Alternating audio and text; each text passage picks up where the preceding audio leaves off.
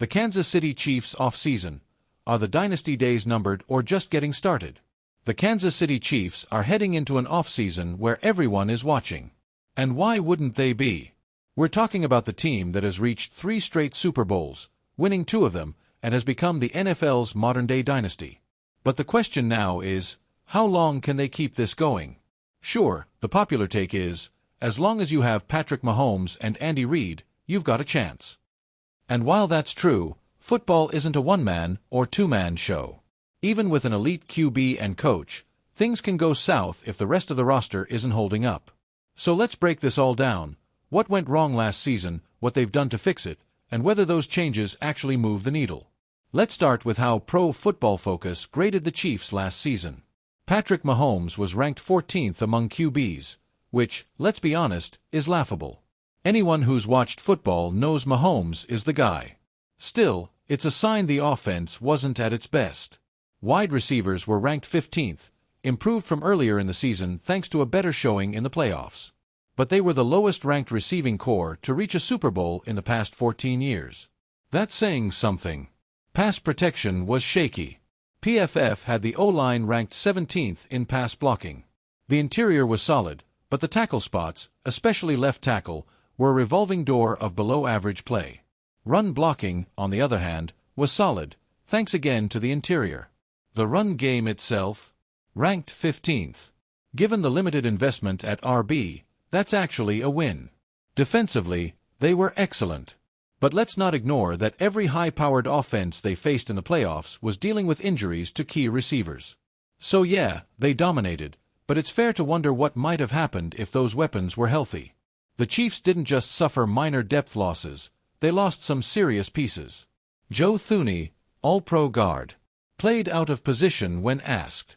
He was elite, and the Chiefs let him walk to save money. That's a huge gamble.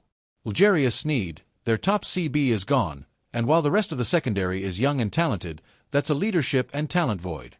Other losses include Charles Omenihu, DL, Justin Reed, S, Tershawn Wharton, DL, Mecole Hardman, Justin Watson, and more. Some were key rotational guys, others were just role players who made big plays in big moments. Free agents unlikely to return: DJ Humphries, maybe depth, Carson Wentz, likely gone, and a few others still hanging around unsigned. So who did Kansas City bring in to fill the gaps? Jalen Moore, LT, backup in San Francisco who played well in limited snaps. The big question is whether he can hold up in KC's system, which doesn't give as much help to tackles as Shanahan's offense does. It's a high-upside, low-cost swing. Christian Fulton, CB, a bounce-back candidate. Flashed talent with the Titans, struggled last year, but could be a smart depth addition. Gardner Minshew and Bailey Zapp, QB, both have starting experience and give the Chiefs a solid insurance plan behind Mahomes. Elijah Mitchell, RB, not a game-changer, but he fits their system and adds more depth to a crowded, inexpensive backfield. The Chiefs didn't just lose guys, they made sure to hang on to some important pieces. Trey Smith, G, they tagged him. Some fans questioned it because they let Thuney go, but Smith is younger and solid. Makes sense to keep him. Nick Bolton, LB, the heart of their defense and a Super Bowl hero. No surprise they kept him around. Charles Omenihu and Mike Pennell, DL, not household names, but key role players who help maintain depth.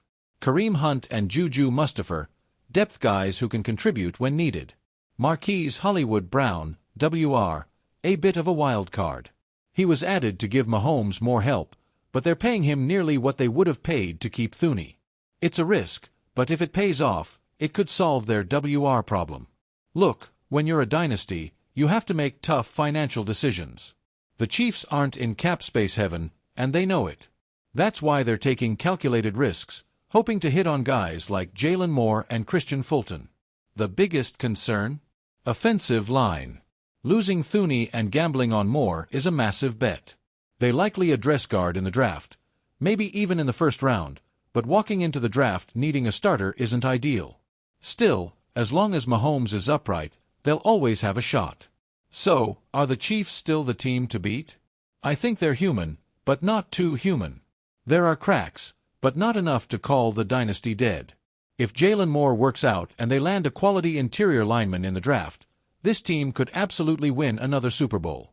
But make no mistake, this offseason was a turning point. The NFL is watching to see if Kansas City can keep defying the odds. What do you think? Are the Chiefs still the favorites, or has their reign hit a turning point?